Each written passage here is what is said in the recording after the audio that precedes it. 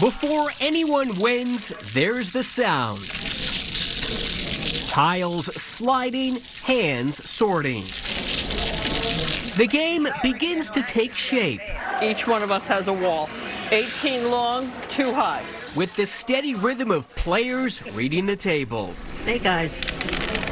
It's called Mahjong. Historians placed the game in the 19th century in China, though regional versions and family rules have shaped how it's played for generations. As the game spread, so did its variations, including the Chinese and American styles. It's like sometimes it's surreal, sometimes I feel like it's what it's supposed to be, because nobody can escape the charm of Mahjong once you start playing it. That may be why Mahjong is having a moment. There's not many third spaces for people to go and connect with one another, and so doing things like finding a communal activity like Mahjong, where it's a game that you can play together and with other people, is super important. Oh, perfect. 6 p.m. West. At the YMCA in Nashua, the game is a weekly ritual. Hey, love. That build up organically thanks to Bryna Kamen. So when I started at the Y 12 years ago, I said, we're not playing Mahjong? So here we are. What started as a small gathering has grown. When I retired, I came here to the Y to join the Y. And Bryna was standing at the counter. And she said to me, she said, "Do you play Mahjong?" And I said, "No." She said, "Would you like to learn?" And I said, "Yeah." She says, "Well, come on Thursday and I'll teach you." And I've been here ever since. How long ago was that? Maybe 7 or 8 years ago now. But everybody's like a family. Now several tables fill up throughout the week. Different generations, different backgrounds. They ask each other how their families are. They talk about memories. They laugh. They cry. It's amazing to watch them play. For a game measured in patterns and strategy, maybe its biggest draw is simpler than that. So you have something to look forward to. You know what I mean?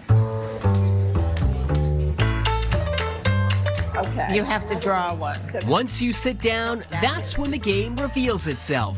The way it's best to play this game or learn this game is maybe watch for one hand, then jump in and just play the game. On the surface, it looks simple. 4 players around a table, 144 tiles, and a lot of concentration.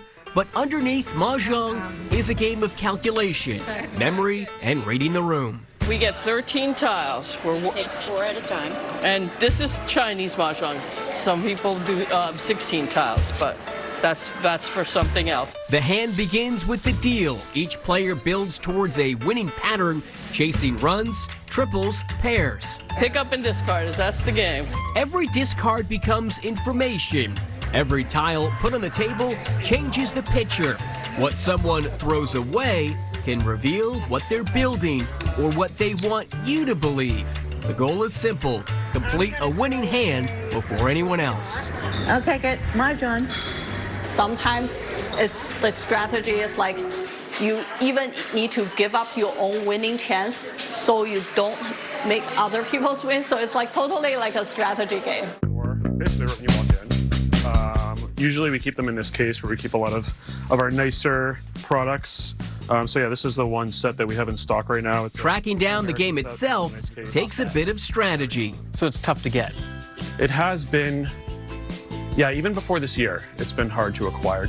Ian Hall at Diversions, Puzzles and Games in Portsmouth says the search for Mahjong mirrors other trends they've seen before. A lot of times just pop up out of nowhere, often from social media. Part of the draw is the game's craftsmanship, the weight, the shine, the way tiles catch the light, and top brands are rolling out one-of-a-kind and hard-to-get additions. Often Mahjong is hand-painted.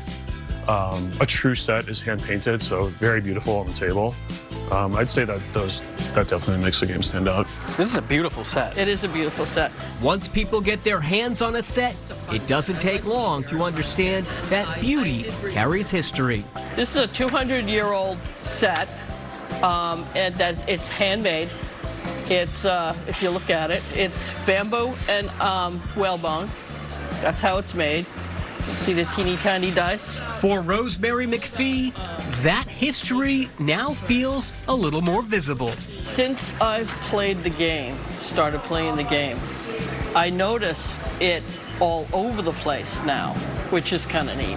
In a fast-moving world, here is something slower, something shared, a game that asks people to sit down and stay a while. I really like to help the people that come learn the game, because it's a game we all love, you know?